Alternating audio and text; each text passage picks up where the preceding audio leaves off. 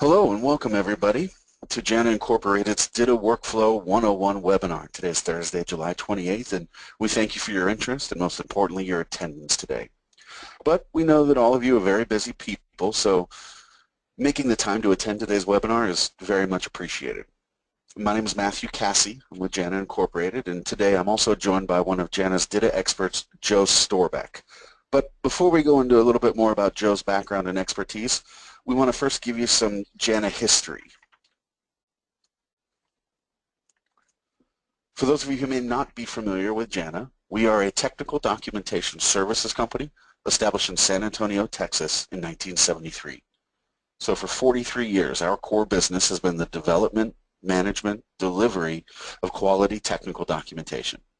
We have the expertise and the resources necessary to support a project of any size in the authoring, conversion, management, and publishing of quality content with over 10 years of experience implementing the DITA standard.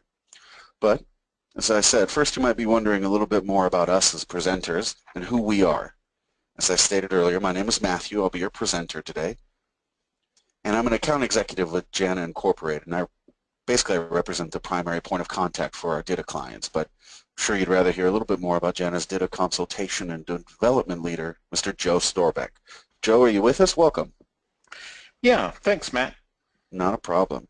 For what it's worth, Joe has been a technical communication professional for over 30 years with an extensive background in the development of structured data and data application methodologies, leading technical documentation teams for some of the world's largest and most successful companies, including IBM, Citibank, and even AIG. He's also recognized as an expert in the development and application of the DITA standard. Well, thank you, Matt. I'm happy to be here with you today.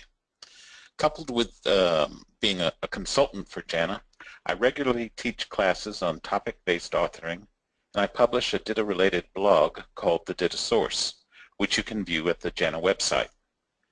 To give you a little more background, during my time at IBM, I worked directly with the team that was responsible for developing the DITA architecture. Well, thank you, Joe. So as he mentioned, you are able to check out Joe's DITA Source blog at janacore.com/blog, but don't worry if you aren't able to write this down quick enough. We'll also provide a link to Joe's blog in the follow-up email that we send after today's webinar. So now that we've got that out of the way, let's go ahead and walk through today's agenda. So here's a quick overview of today's webinar agenda, and while we expect this webinar to last around 30 minutes, we'll try to keep maybe the last 5 minutes or so free for answering any questions that you might have. So you will notice that there's a box in the attendee panel that you can use anytime to submit a question. During the webinar, our production team will collect the questions as we go, and as I said, Joe and I will try to answer as many of those questions as we can before we close the webinar today. And you can see from the agenda that we're really going to stay focused on the discussion of the overall workflow itself. But we do want to make sure that we start out the discussion with an overview of the types of people that are involved. So let's take a quick look at some of the different roles that are important to the process and some of the responsibilities that each member has to ensure a successful DITA project. As an organization investigates moving to a DITA writing environment, new roles and responsibilities and skills must be identified as many individuals have to work together to develop tools, procedures, and processes for this new environment. And we've identified 4 basic roles that we feel are necessary for a successful DITA implementation, although the number and different types of these roles might change based on the complexity of your own conversion needs. And the roles can also vary significantly when moving past the conversion phase and more into the authoring phase. But in any case, the best DITA adoption results occur when key roles collaborate closely together. So now we'll take a closer look at each of these roles for you that we've identified, and note that we're talking about these roles as an individual, but there may be a number of people within your organization that may perform each of these roles. So Joe, why don't you first start by telling us a little bit more about the functions that an information architect would perform as part of a DITA team? Okay. Well, the information architect is very familiar with the organization's content and understands its life cycle. These individuals often act as the key DITA evangelists within your organization, explaining what to expect in terms of changes to procedures and processes, and getting your IT team on board. They would also manage the conversion process and define milestones and evaluate when and how documents will be converted or authored. The IA also designs the overall navigation, tracks progress, and reports status. The information architect determines where and how topics should be presented. Also note that there may be multiple people in this and also in any other role. And up next are the authors. Joe, can you speak to the authors? Sure. The authors or the writers are the individuals who, upon completion of training, begin writing content in DITA, oftentimes learning the tool and processes as they go. They can also create the pre-conversion and new topic outlines and track IDs and file names, which would be used for fixing broken links later. They are usually also responsible for authoring new material, running the conversion scripts, and then performing the post-migration file cleanup.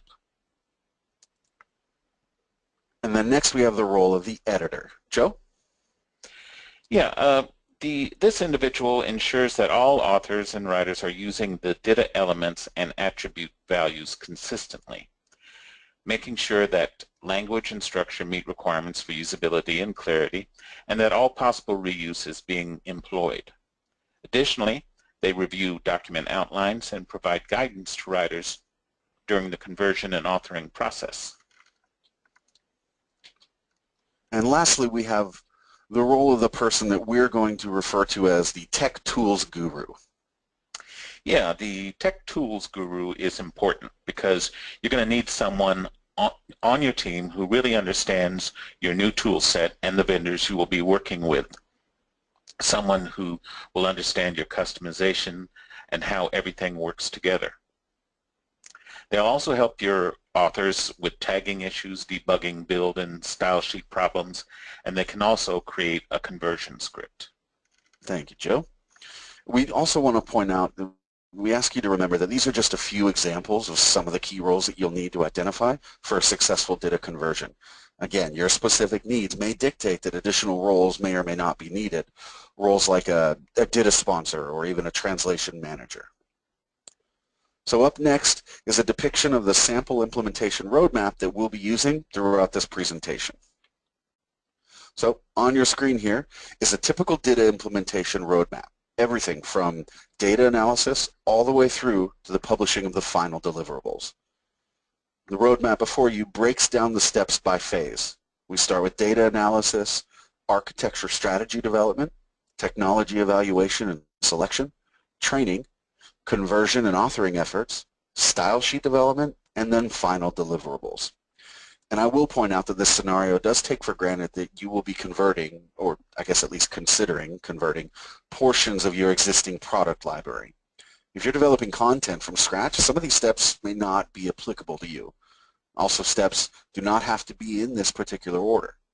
Keep in mind that data analysis should always be your first step, but the specific order of the 5 intermediate steps can be interchangeable to follow, again, your specific conversion needs.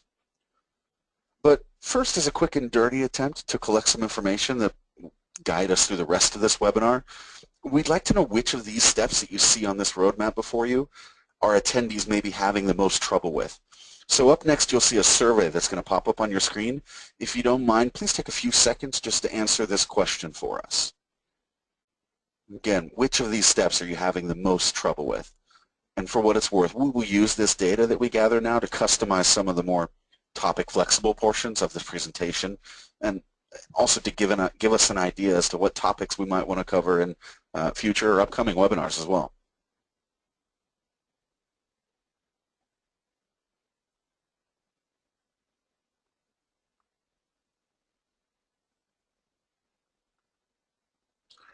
Okay, it looks like the majority of you are having trouble with the conversion and authoring section. So we will make sure that we cover it in more detail when we get to that portion of the webinar. Great, and thank you everybody for your participation. So now let's start at the beginning and take a look at the data analysis phase. So for what it's worth, in the decade plus that we've been performing services in the DITA world here at JANA, we've talked to company after company who did not take the time to evaluate their data prior to performing all the other steps. Analyzing your data first will allow you to make an informed decision when performing each of these later steps, especially the architecture strategy development and technology selection. If you have legacy data that you need to convert, it's especially important to take the time to review your existing content, because there are a number of critical questions that have to be asked and answered prior to starting a data conversion and authoring effort. And you have to get to know your data before any of these questions can be answered. Questions like these on your screen, they're going to help you identify the variables and define the information that you're going to need later on. Again, especially in the conversion and authoring and technology evaluation stages. Additionally, questions such as, will you be able to create scripts to do the conversion, or will you need to select tools that will help automate portions of the conversion? The entire scope of your project can change depending on the answer to a single question, and the answer may not even be applicable to your entire data set. For instance, if your existing library is in a structured environment, your project is going to look very different from one which is converting data written using a desktop publishing package. The steps that you need to take will be determined by the structure of your existing data. And you may find that a customized set of conversion script is the best method to convert your data, or you may be able to just get away with a simple cut and paste using a piece of a DITA smart authoring software.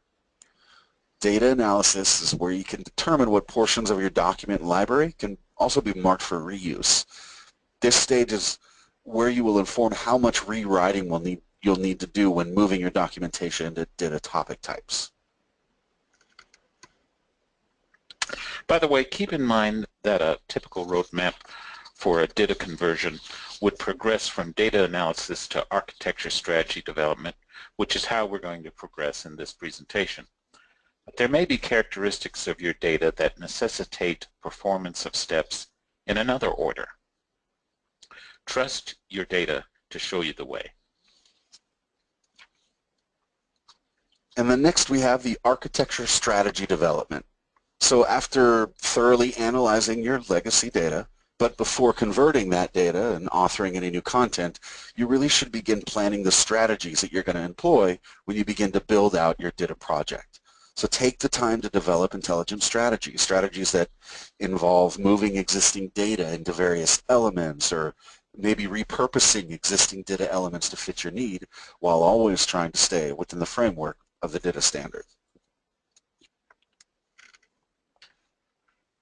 Your information architect should be the final arbiter for the structure of your document. The IA should work closely with writers to create pre-conversion outlines and new topic outlines. The IA should also design the overall navigation and determine where and how topics will be presented. Writers should keep track of file names as well as topic and element IDs that will be used later for fixing broken links. By organizing content into small chunks, it's much easier to reuse content for multiple outputs. When content is structured this way, it becomes possible to freely mix and match the content so that it can suit the needs of different users. DITA also allows the writer to set conditions for the audience, products, versions, and platforms. The writer can then use these conditions to produce different outputs for different types of users. For example, you may need to write a help system for a software application that's available in both Windows and Unix versions.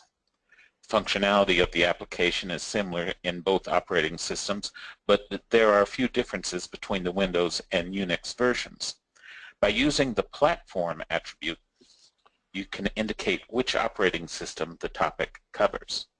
When you publish your files, you can use the platform attribute to produce documentation for both operating systems. And we will focus on these attributes later when we discuss the final deliverables phase. Next up, we have the technology evaluation selection. So once you've taken the time to understand your data and how it fits into your overall architecture strategies, This is where you can begin to search for the software that best fits your company's requirements. Choosing the right software and CMS for your organization is a critical step in ensuring the success of your overall project. Make sure that you take the time with this step as well. This is one of the biggest potential stumbling blocks in a successful and efficient DITA implementation. At JANA, we've talked to many companies that once they got approval and money for the DITA implementation, they immediately invested a good portion of their budget in technology that didn't even fit their needs. The folks doing the buying either didn't talk to the folks that analyzed the data, or the information architects weren't even consulted regarding the library structure and output, or they just skipped the data analysis altogether.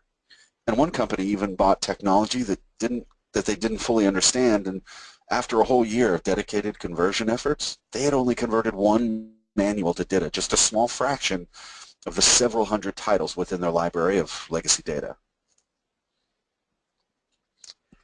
Let me add a few quick tips to make sure that you don't fall prey to the potential pitfalls in this step.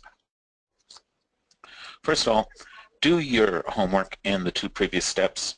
Once you understand your data and how it fits into your overall architecture strategies, you can begin the search for the software that best fits your company's requirements. Secondly, choosing the right authoring software and/or content management system for your organization is perhaps the most important step in ensuring the success of the overall project. Make sure that you leverage the information that you have gathered to make an informed decision for both. And don't be afraid to move on to another step before making a final decision on what CMS to use. CMS can be the most critical decision you make. Don't rush it. Also, I think it's very important to note here that DITA does not require the use of a CMS. After looking at all of the options and project variables, you may decide that it's best for your organization to move forward without a CMS. This is a perfectly legitimate alternative, although what you'll typically find is that the larger the scale of your DITA project, the more benefits you will get from using a CMS to manage the use and storage of your DITA topic files. It's a great tip. Thanks, Joe. And then next we have training. Authoring and converting DITA topics is really about more than just knowing what information goes where. It requires an understanding of the benefits of using the DITA standard, as well as the benefits of topic-based authoring in general. Writers who understand both are going to be a major asset to the authoring and conversion teams. Keep in mind that training can happen at any time prior to authoring and conversion, but the training should happen as close to the start of the authoring and conversion effort as possible. And also, you might actually want to give your editor or the tech tools guru the training task. This way that person can act as a counselor as they move through the DITA implementation. And writers are always tempted to find shortcuts. I mean, they're the creative people. And they will find ways to achieve goals that do fall outside the DITA standard.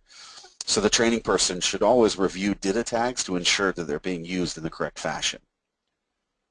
And we also want to point out that writers need training to avoid the many pitfalls that are possible. DITA introduces changes that will affect writers and developers differently. So plan for that change and allow time for real learning to happen. Don't just throw DITA at your staff and hope for the best. Right. In our survey, we saw that you seem to be having a lot of you seem to be having trouble with conversion and authoring, and actually a lot of that can be remedied in the DITA in the training session. For example, I mentioned in one of our previous webinars when I was teaching DITA to writers at IBM, we were having trouble with the authors learning DITA, and one woman there at IBM told me that she wasn't going to learn DITA. She told me that she would rather retire than go through that, and she did. That's when we realized that in addition to educating our writers on how to use DITA, we had to also educate them on why we were using DITA, and that actually helped us later on in the conversion and authoring session. Another great example. Thanks, Joe. You may need to convince writers that topic-based writing works, and here's how you can show them the differences. Take a look at this chart. It shows the major differences between book and topic-based structure. In its most basic form, topic-based documentation provides the individual building blocks for quality documentation. Topic-based documentation gets to the point. Each topic answers one question. How do I? What is? What went wrong? Topics should only be a few paragraphs long. Stick to one subject, and they should be able to stand on their own.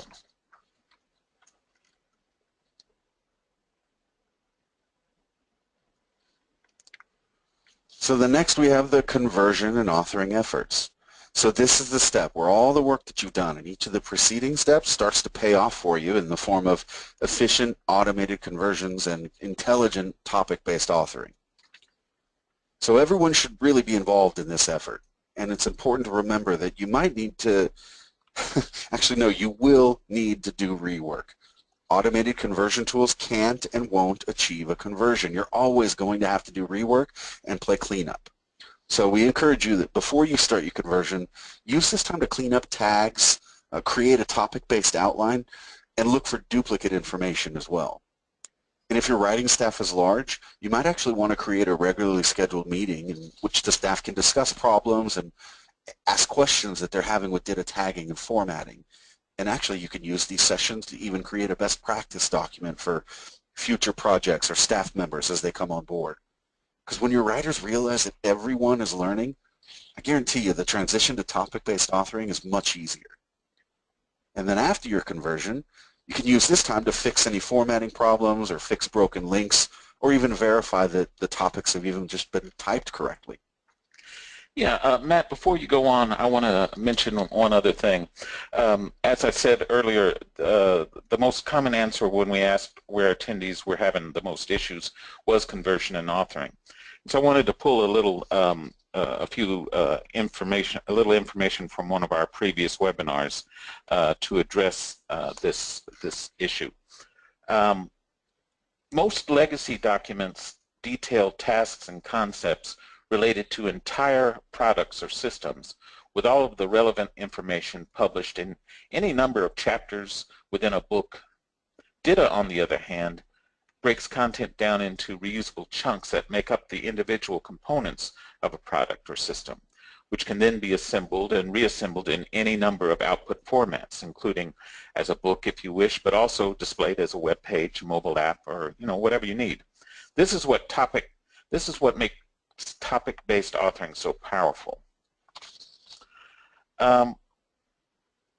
Most conversion tools will tout a holistic DITA conversion, and that may be true if you simply want to transfer your legacy text into boilerplate DITA topics.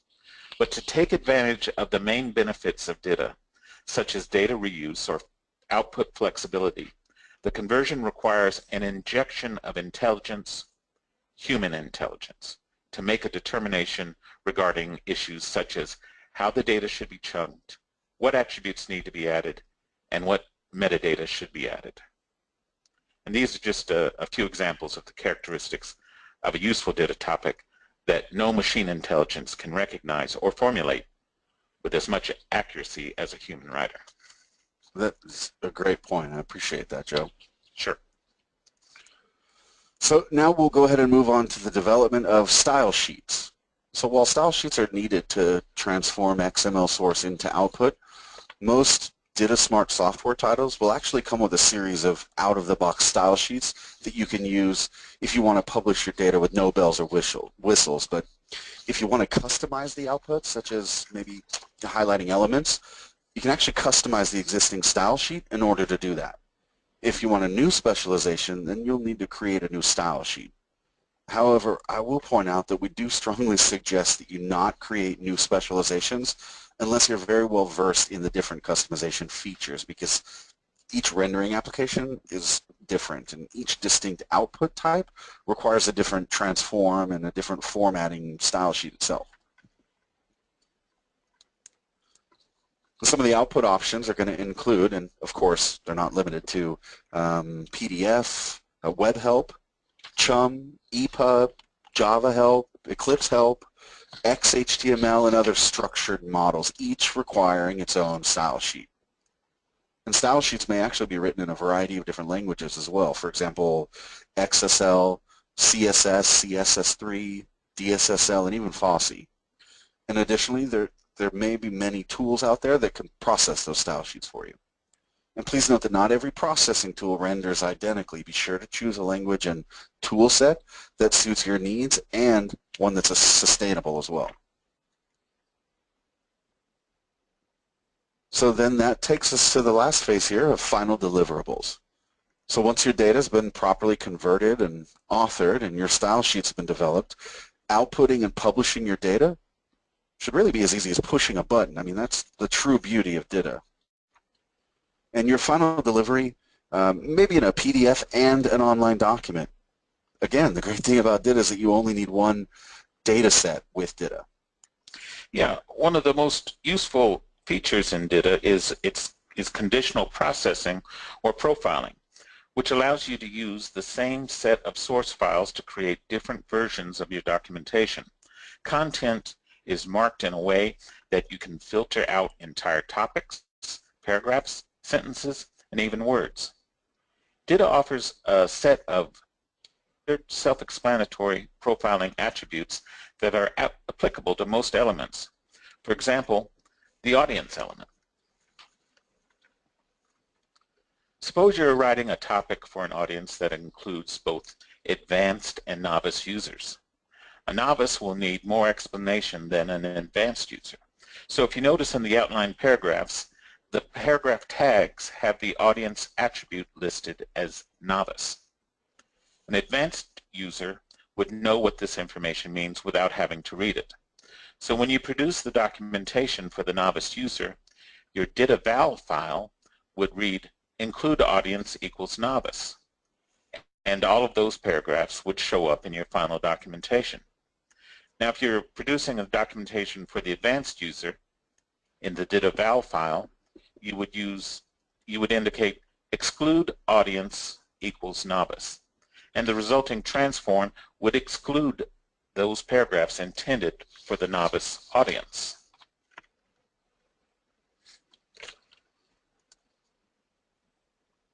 Okay, so in this next example, we have commands that are listed in both Unix and Windows styles.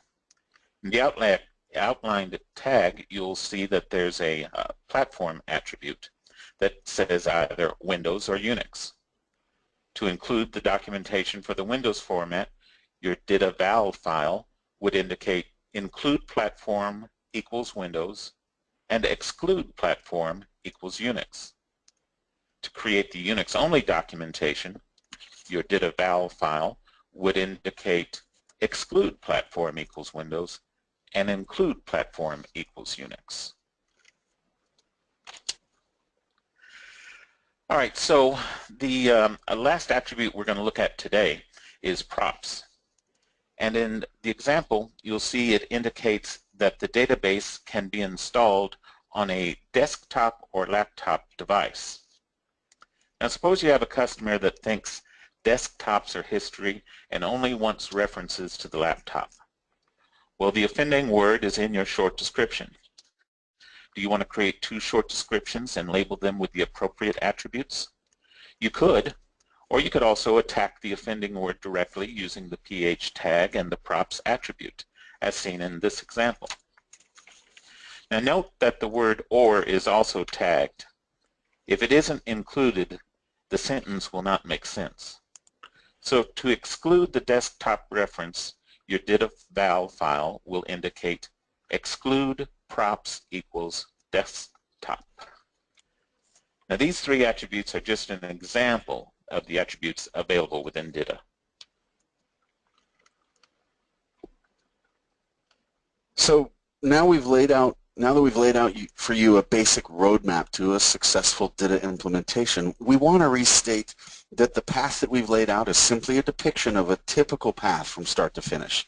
The specific steps and the order of the steps will change with every company. And if you're unsure of the order that makes sense for your company, or if your DITA project is maybe stuck in one of these steps, don't hesitate to give JANA a call, because this is what we do. JANA has helped many customers in their efforts to build a DITA library, and by us providing the expertise and the manpower required to see a project through to completion. As a respected provider of technical documentation services for over 40 years, JANA has extensive resources that it can bring to bear on your project, and no matter what the size. And I will point out that if you have more questions that you'd like to submit, go ahead and submit them now or get them ready. We are going to be coming up to the Q&A session here soon. But before we do, I want to mention a couple of things. You may have noticed that when we displayed the poll results earlier in the webinar, data analysis and style sheet issues were tied for second place on the poll. And I bring that up because as it happens, we actually covered data analysis in our previous webinar, and we will be covering style sheets in one of our next upcoming webinars. So if you want to keep an eye on your inbox for our next webinar, you can also go and view the previous webinar that talks about data analysis called the Top 5 Data Pitfalls, which you can find on YouTube as well. We just wanted to make that mention that to you. But we do also want to mention the importance of conducting a DITA pilot project. A small-scale DITA pilot project is actually going to provide course direction, and it'll help you decide how to focus your implementation efforts or plan. It also is going to help you determine where your strengths and weaknesses lie, and it's going to increase your odds of a successful large-scale DITA implementation. So that brings us to the Q&A section. So we'll go ahead and answer a couple of questions that have been submitted during today's webinar. Looks like we've got about 3 of them right now. And if we have any time remaining, we can also answer any additional questions. So if you want to, if you've got a question in your head now, go ahead and submit it. We may be able to get to that question as well. So let's see here. The first question that we have came through, and it says, here's the question. When you talk about data analysis, does it also include reg gathering? If not, what data are you referring to? Joe, does that? A reg gathering? I'm not sure. Oh, rec gathering is what they were probably saying. Oh, yeah. I'm sorry, I read it wrong.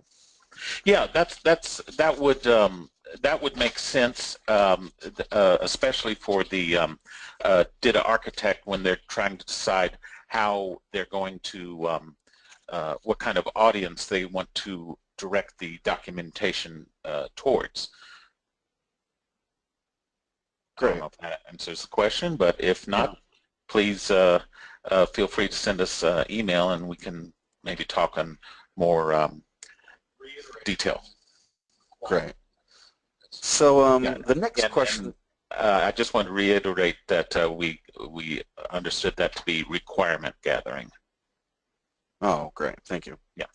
Okay, go on. So question number 2 here. The information gathered may be of different levels or types depending on the project or the customer that this company deals with, or even the kind of output that they need to generate.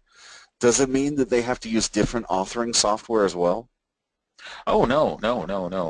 That's, like I said, that's one of the great things about DITA, and most of your DITA Smart authoring packages will provide transformations to just about any type of deliverable you want to make. Great. And then question number 3 here. Is there any correlation between implementing DITA working in an agile documentation model or environment, or an impact of one over the other? Well, agile, I think, is actually well suited for DITA in that you can create the topics that are needed for the agile section that you're working in. For example, I forget what they call it. I know there's the iteration. That's what we called it. So if you're working on an iteration and there's going to be only a certain amount of pieces of the software being developed, then all you have to do is concentrate on the topics that are required for that iteration, and it will be much easier to get it reviewed at that time. Agile is very difficult for if you're just getting into Agile and you're in a tech writing situation. I'm not jealous of you having to do that. I've been through that myself, and I know it can be a very difficult learning process. Well, thank you, Joe. So we'll just wait a couple more seconds, see if there are any other questions that come through here.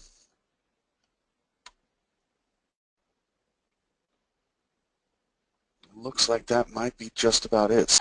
And I guess I want to take the time as well to thank you for joining us today. Your expertise and your knowledge is always appreciated. Well, thank you, Matt. And I also want to thank Stefan Johns, our technology director, for contributing some information here, as well as our JANA media production team. Thank you, Joe. So I guess that will go ahead and conclude our webinar today. We do thank you for all of your questions as well as your participation.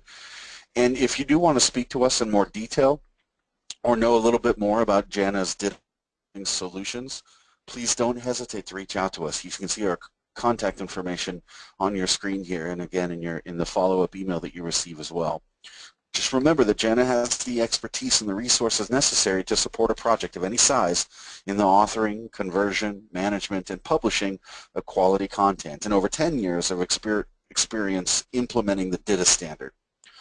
So on that note, we hope that each of you have a great remainder of the day, and we want to thank you again for attending the webinar. And again, look for a follow-up email later today after the webinar. Thanks, everybody. Hope you have a great day.